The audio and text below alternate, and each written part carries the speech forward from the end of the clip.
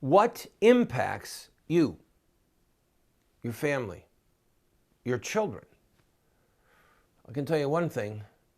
It's deals that we make and policies that we pursue with foreign countries. I'm Randall Terry. This is Voice of Resistance.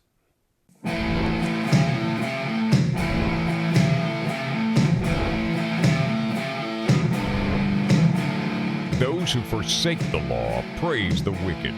Those who uphold the law resist them. Welcome to the Voice of Resistance. Here's your host, Randall Terry. The North American Free Trade Act, NAFTA. NAFTA was signed by Bill Clinton. Ross Perot said, "Do you hear that giant sucking sound? Those are your jobs going to Mexico."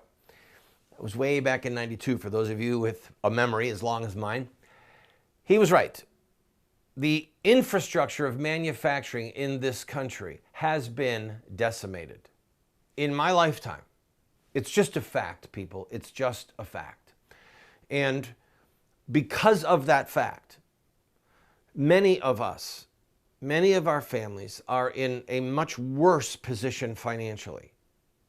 Gone, for the most of us, are the days when someone could go to work for Eastman Kodak or Xerox or IBM or Carrier or any number of large corporations and get a job, General Electric, and say, "I've got a job, I can work the rest of my life, I'll get raises, my time off, my paid vacation will go from 2 weeks a year to eventually 3 weeks a year, and then maybe 3.5, depending on where you are." Those days, for the most part, they're gone. And they're gone because of trade deals with foreign nations. They're gone because of foreign policy. It interests me that one of the things that is the most boring to most people don't want to talk about foreign policy. They don't want to hear about it. They don't understand it. They don't think it's important. They would sooner turn to the sports section of the newspaper than to listen to a foreign policy speech.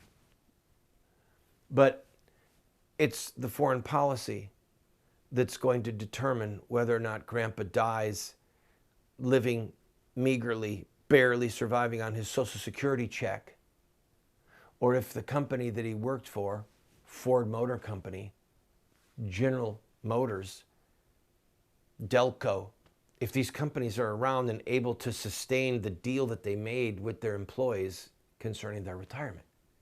It's foreign policy that's going to determine that. A couple of days ago, Donald Trump made a speech. We're going to play a clip of it right now. And by the way, one other thing. Foreign policy is connected to ethics. The scripture says that the borrower is slave to the lender. The borrower is slave to the lender. So we've become a slave to China because China holds, last number I heard was 25% of our debt. Not only are they crushing us in trade deals, but they're loaning us money. They're taking our money with the trade deals, and then they're saying, "Oh, well, we'll loan you money." Does this sound like a drug deal gone bad? Someone who's an addict? Someone who's involved with borrowing money from loan sharks? The mafia, organized crime? So it's connected to ethics. If you read Deuteronomy chapter 28 in the Bible, it's the chapter of blessings and cursings. One of the cursings, if people kill their babies, if they shed innocent blood, if they commit evil crimes like America is doing, then God says, "I'll make foreign nations rule over you. I'll make your enemies rule over you. You'll be a borrower and not a lender." So our insane foreign policy is in part connected, not just to incompetent political leaders and stupid trade deals, but possibly that heaven itself is giving them stupid pills as a chastisement against the American people because of the innocent blood that is being shed. Having that be a part of the equation, I want to play for you this clip, this little montage of some economic discussions that came from Donald Trump's foreign policy speech. Having set it up, okay, is Grandpa going to die in poverty? Or is grandpa going to live in relative security? Most grandpas are not doing well right now. And most grandmas are not doing well right now because of stupid trade deals. Here's Donald Trump addressing that. Americans must know that we're putting the American people first again. On trade. So true. On trade, on immigration, on foreign policy, the jobs, incomes, and security of the American worker will always be my first priority.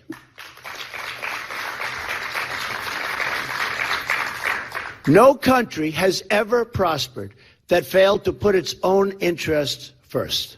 Both our friends and our enemies put their countries above ours. And we, while being fair to them, must start doing the same.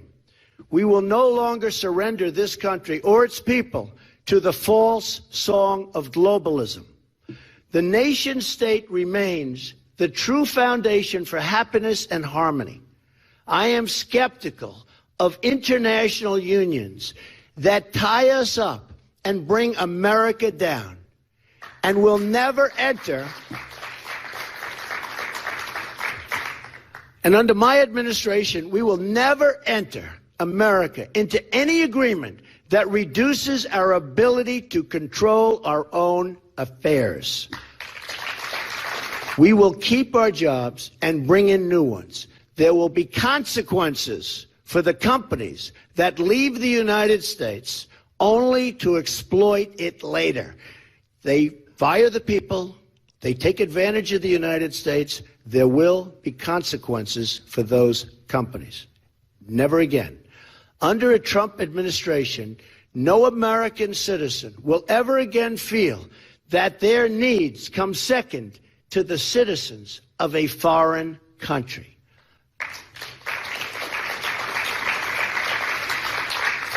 I will view, as president, the world through the clear lens of American interests. I will be America's greatest defender and most loyal champion. We will not apologize for becoming successful again, but will instead embrace the unique heritage that makes us who we are. The world is most peaceful and most prosperous when America is strongest. America will continue and continue forever to play the role of peacemaker. We will always help save lives and indeed humanity itself. But to play that role, we must make America strong again.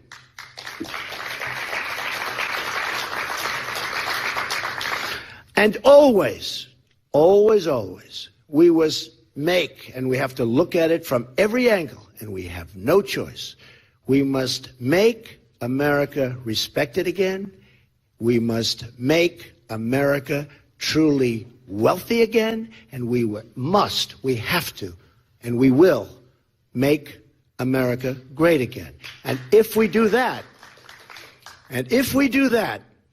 perhaps this century can be the most peaceful and prosperous the world has ever known. Thank you very much, everybody. I appreciate it.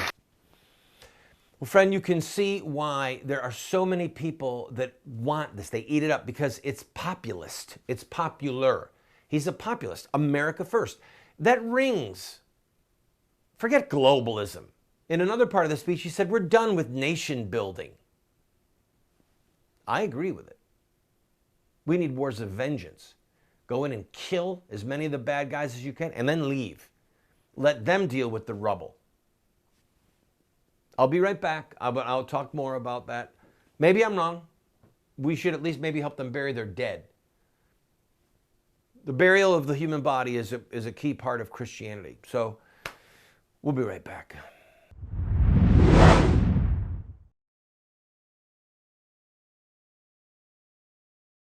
If you own a business and would like to advertise on our program, please contact us.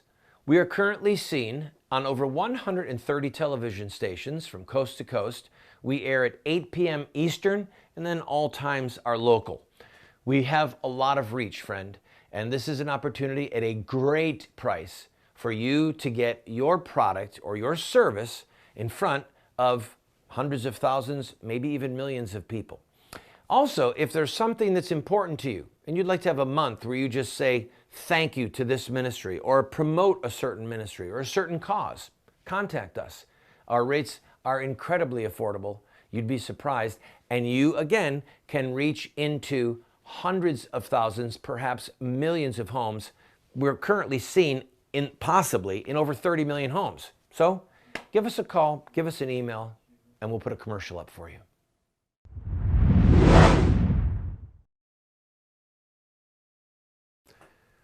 It's interesting to me that Donald Trump's foreign policy speech got very little coverage. Very little that I saw. And it was a good speech. And it's possible that that's why it got so little coverage. He was articulate. He said, by the way, a couple of things that he said is they're persecuting Christians all over the world, in Muslim countries rather. They're persecuting, they're killing Christians. Now, I thought that was, obviously it's true, but after hearing Obama not say the words Islamic terrorism for years, presidential candidate Donald Trump, probably soon to be President Trump, is talking about Islamic terrorism. And he's saying, we're going to destroy ISIS. We're going to kill them. He said, I'm not going to say when. I'm not going to say how. That's what he said in his speech. We have to have the element of surprise. So one of the reasons we don't win is we tell them where we're going to attack, when we're going to attack, that we're going to send soldiers. He said, no, we're done with that. If I'm president, we're going to kill ISIS. We're going to destroy them. They won't be there for long. And again, people want to hear that. Unless you're a pacifist, unless you're somebody who is a moral relativist or an international relativist, that, all nations are equal, we shouldn't put ourselves first. If you believe that, then Donald Trump's words would be anathema to you, hateful. But if you believe that we should, as Americans, put America first, as long as it's in an ethical framework, then people love his words. And another thing he said, which I thought, okay, we're going to be at war with Iran. He said, Iran will not be allowed, must not be allowed. And I believe he said, I read the script, I believe he said will not be allowed to have a nuclear weapon. All right? So it's maybe a distinction without a difference, but I read the entire script, and those passages about Iran were very clear. That under his presidency, he will not allow Iran to have a nuclear weapon. Obama has already greased the skids for Obama to for Iran to have nuclear weapons. And it will either be by force or by the threat of force that those nuclear weapons are abandoned. It's just that simple. Israel has expressed a desire and a willingness to bomb the facilities that Iranians are using to develop their nuclear weapons. The Obama administration has made it perfectly clear, publicly and privately, that they will not stand by and let Israel attack Iran. One of the reports that I read said that should Israel try and fly through any Iraqi airspace or skirt along the Saudi airspace even, but that the Americans would let the Iranians know that the Israelis were coming. I believe it. It's the only way you could get the Jews to not do it. It's the only way that you're going to get Benjamin Netanyahu and the Israeli government to not attack, to launch a preemptive strike, is if you say to them, we're going to take away the element of surprise. So my prediction is if Donald Trump becomes the next president of the United States and Iran does not abandon their nuclear aspirations, either Israel or America or both are going to destroy the facilities where Iran is making the bomb. And I believe that we should do exactly that.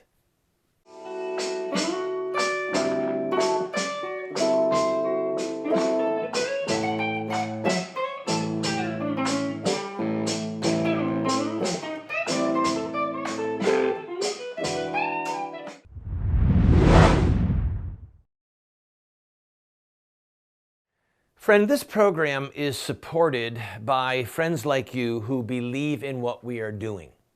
We run a very tight ship. Thankfully, we are on over 130 stations across the country, having tremendous impact. We get emails every day.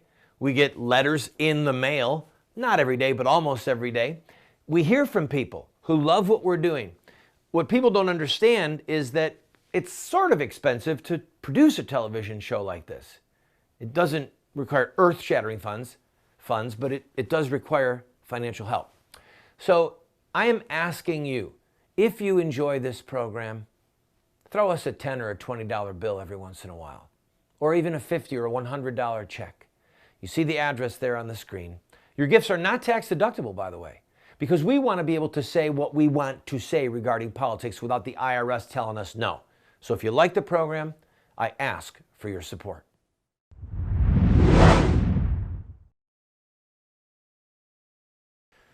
Muhammad, the founder of Islam, said that when someone who is killed in jihad, a Muslim, what we would call a Muslim terrorist or a Muslim jihadist, he would call them, when they're killed facing the enemy and fighting for Allah and to establish Islam, that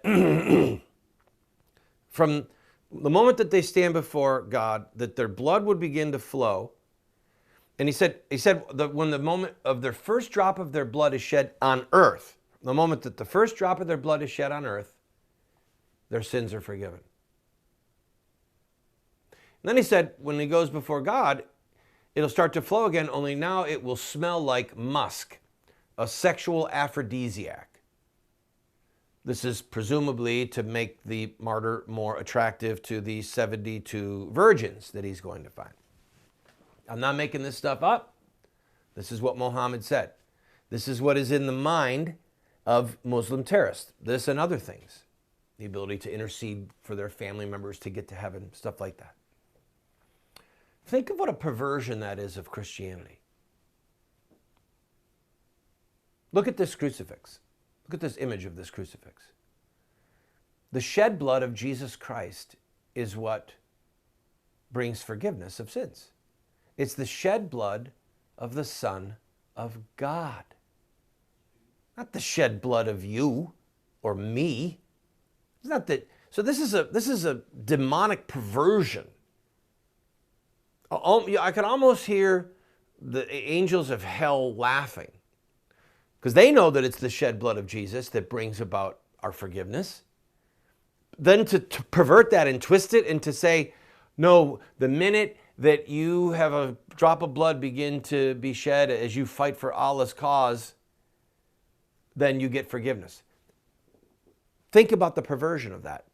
They're shedding innocent blood, committing acts of murder, acts of terror. So they're shedding innocent blood and they're having their own blood shed.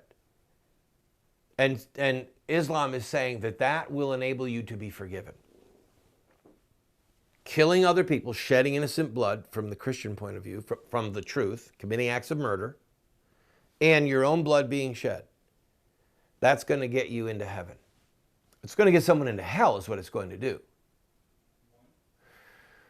Now, to bring that full circle to Pakistan and to Iran, I've got to take a break. I'm going to go out early because I want as much time as possible at the end. But if someone who is a Muslim and they know that they're going to try and kill non-Muslims to establish Islam, shed their blood, and they know that the moment their blood is shed, their sins are forgiven and they get to go to heaven, what do you think that they want?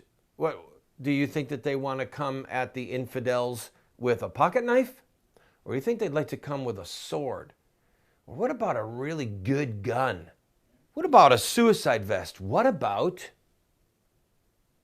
a nuclear weapon?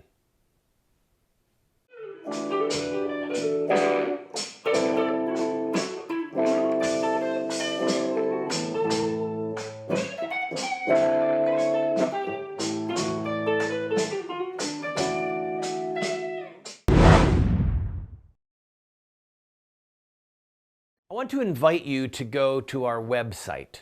Almost every book that I have ever written is available as a PDF online for free. We have a ton of products, training materials, tools that are available for you for free. All we ask for is that you give us your email address. That's it. So that we can stay in touch with you and, yes, from time to time, ask you to support this work. So I'm inviting you, go to the website. Now, for those of you who say, well, I don't want a PDF, I want a real book. You can get one of my books. All you have to do is pay for shipping and handling and then give whatever gift you want. And if you can't afford anything, we'll send you the book for free. Just pay shipping and handling. Why are we doing all this? Because we want to change the direction of the country and we need to raise up a fresh generation of warriors to do that. That's why we have this tool. I invite you, go to the website, see for yourself.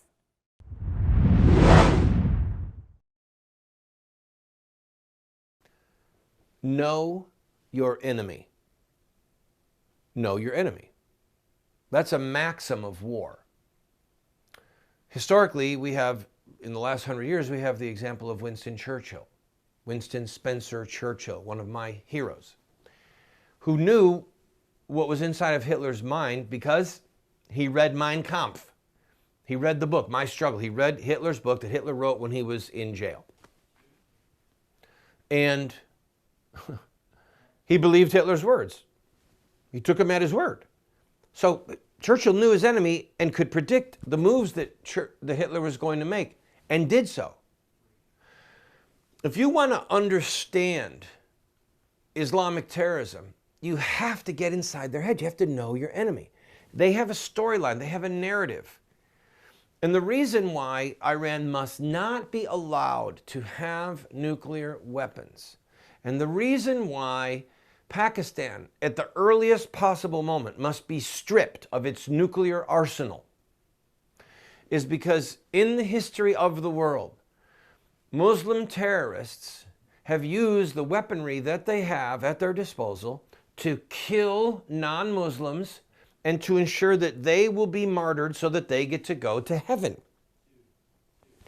The reason that American foreign policy is so screwed up is because we try and see the Islamic world through our grids: economic prosperity, a prosperity grid, an economic grid, a gender rights grid.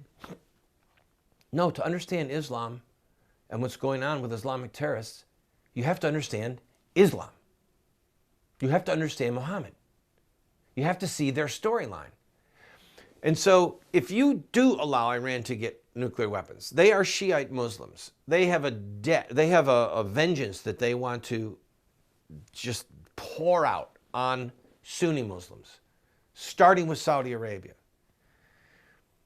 They have a debt that they want to collect from the Saudis, from the Sunni Muslims, for centuries of the killing and the oppression of Sunni Muslims over and of Shiite Muslims. They will use that weapon.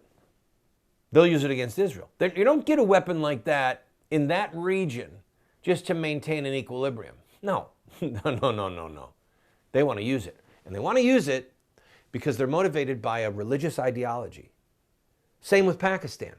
All you have to do is have a few high-ranking officers in the Pakistani military who recognize the value of that nuclear weapon and see that nuclear weapon through the grid of killing infidels and ensuring their own martyrdom.